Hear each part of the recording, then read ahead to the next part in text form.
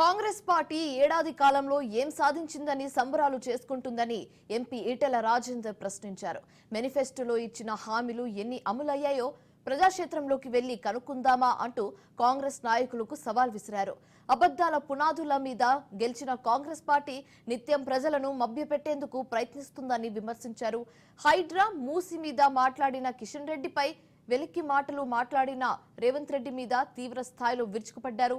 ప్రజలకు ఇచ్చిన హామీలు నెరవేర్చకుండా బీఆర్ఎస్ నాయకుల ఫోన్ ట్యాపింగ్ మీద సమయం వృధా చేస్తున్నారని విమర్శించారు. అలాగే సరూర్ నగర్ ఇండోర్ స్టేడియంలో రేపు 8 జిల్లాల నాయకులు కార్యకర్తలతో భారీ బహిరంగ సభ నిర్వహిస్తున్నట్లు తెలిపారు.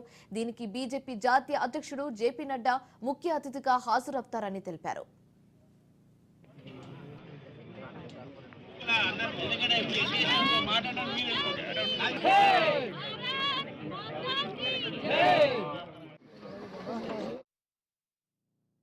ఈ రేవంత్ రెడ్డి యొక్క దుర్మార్గాలు వైఫల్యాల మీద ఇక్కడ సభ ఏర్పాటు చేసుకున్నాం.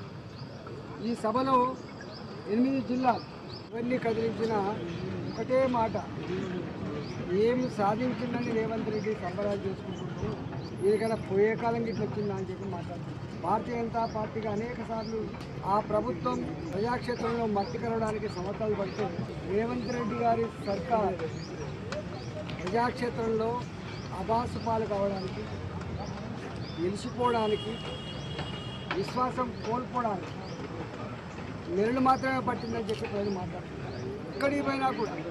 ఇక్కడికి పోయినా ఏ వర్గం కూడా ఏదో రకమైనటువంటి అందస్తు ఈ ప్రభుత్వం చెయ్యదులే అనేటువంటి ఒక విశ్వాసం ప్రస్ఫుటంగా నిలబడతాం. మా అధ్యక్షులు కిషన్ రెడ్డి గారిని పట్టుకొని,